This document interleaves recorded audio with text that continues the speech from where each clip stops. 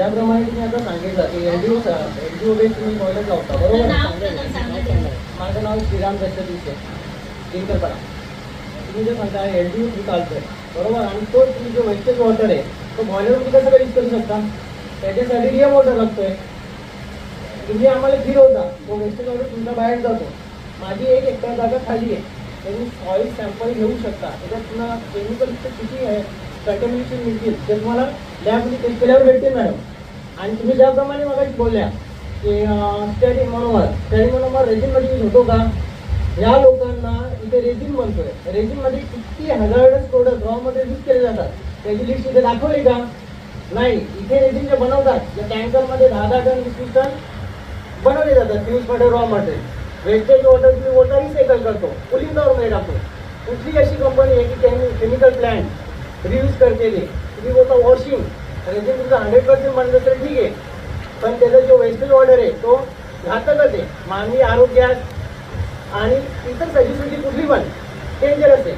आणि तुम्ही जर हे बोलत असाल तर त्याला कुठलाही त्रास होत नाही, तर हे तुम्हाला एक कंपनी सांगते. मी स्वतः केमिकल प्लॅन्टमध्ये काम करतोय, मी पण रेजिन बनवतोय. माझी घरात जमून कंपनी काम करतो, पण मी इथे राहतो. माझ्या बोरिंगला, विहिरीला, शेतातला 2 वर्ष शेती लावलेली नाही.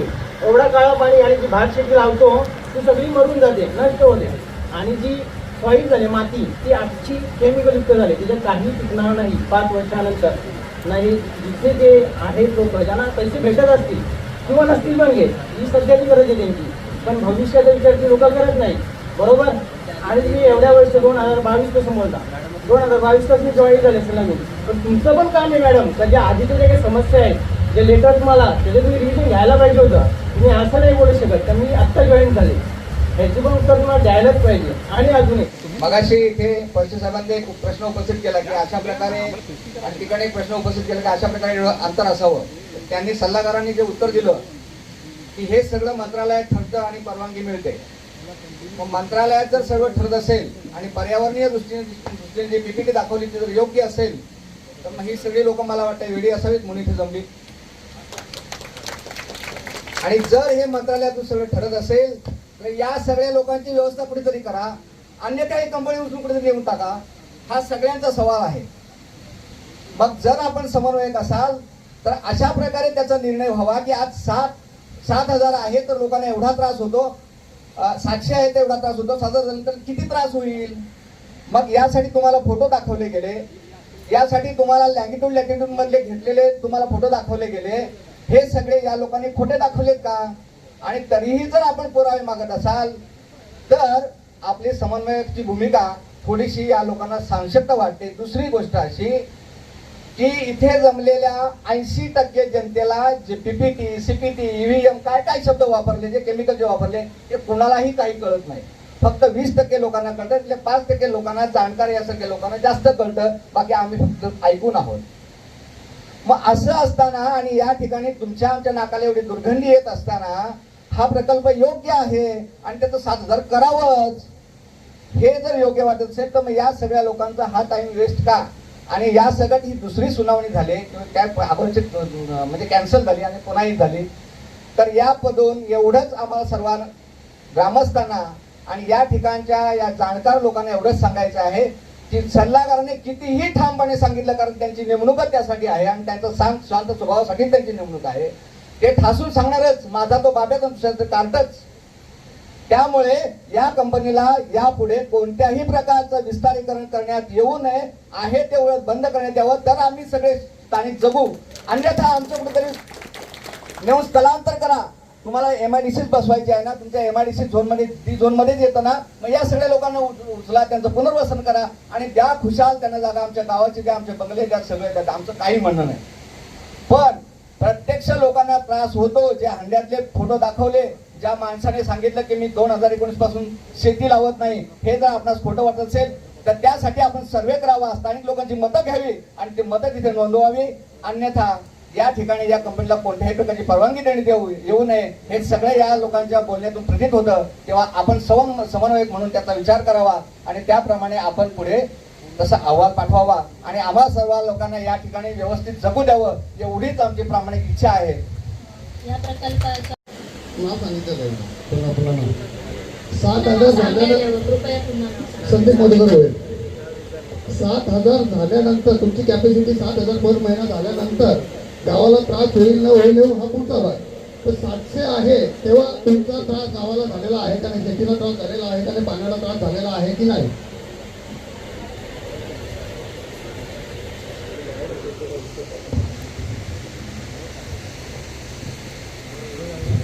आता हा 3 महिन्याचा बेसलाईन डेटा आपण कलेक्ट केला, जे या 10 किलोमीटरमध्ये आपण सॅम्पल्स कलेक्ट केले. सॉईलचे सॅम्पल्स आहेत. मी कंपनी चालू झाल्यापासून जो विचारतो आतापर्यंत तुमची कॅपॅसिटी 700 होती ना, तोपर्यंत 3 महिन्याचं नाही विचारित सर मी. कंपनी चालू झाल्यापासून आजपर्यंत तुमची कॅपॅसिटी 700 टनाची आहे पर महिना. तुमची कॅपॅसिटी 7,000 टन होणार आहे ते पुढं फ्युचरमध्ये नाही, पास्टमधला विचार करू. कंपनी चालू झाल्यापासून आतापर्यंत तुमच्या कंपनीचा त्रास पाण्याला, जमिनीला, गावकऱ्यांना झालेला आहे की नाही? आपण जो 3 महिन्याचा बेसलाईन डेटा कलेक्ट केला आहे त्याच्यामध्ये वेगवेगळे नमुने आपण कलेक्ट केले. त्याच्यामध्ये ग्राउंड वॉटर म्हणतो, ग्राउंड वॉटरचे आहे, सरफेस वॉटरचे आहे आणि तसे सॉईलचे नमुने घेतलेले आहे. आणि त्या नमुन्यावरून असं दिसतं की कंपनीमुळे तुमच्या शेतीला किंवा आजूबाजूच्या एरियाला किंवा ग्राउंड वॉटरला कुठच्याही प्रकारचा त्याच्यावरती परिणाम झालेला नाही, असं त्या EIA मध्ये आपण नमूद केलेलं आहे. जे आपण हे सॅम्पल्स घेतो ते सॅम्पल्स सतत 3 महिन्याची त्याच्यामध्ये एक तरी असते, कालावधी असतो. ते सॅम्पल घेतल्यानंतर ते लॅबोरेटरीकडे जातं, लॅबोरेटरीचं ॲनालिसिस होतं आणि ती वेगवेगळी यंत्रणा असल्यामुळे ती आपण त्याच्यामध्ये EIA मध्ये त्याचा सगळा पूर्ण त्याचा उल्लेख केलेला आहे, ते आपण बघू शकतो. माझी सर्वांना विनंती आहे की कृपया शांत बसावं. सदर व्यक्ती कोणत्या NGO कडून आहे का, कृपया त्याबद्दल माहिती देण्यात यावी. I'm Sunanda Reddy, environmental NGO, but I'm requesting the consultant, he will explain in Marathi, whatever. Sir, I am government. कृपया माझी सर्वांना विनंती आहे की या पब्लिक रॅलीमध्ये जे कोणी उपस्थित असतील त्यांना सगळ्यांना मत नोंदवण्यासाठी सांगण्यात येतं. मग तुम्हाला मराठीमध्ये सांगण्यासाठी मी प्रकल्पग्रस्त करताना विनंती. ठीक आहे तेव्हा sir, I am right to speak in India. I am a citizen of India.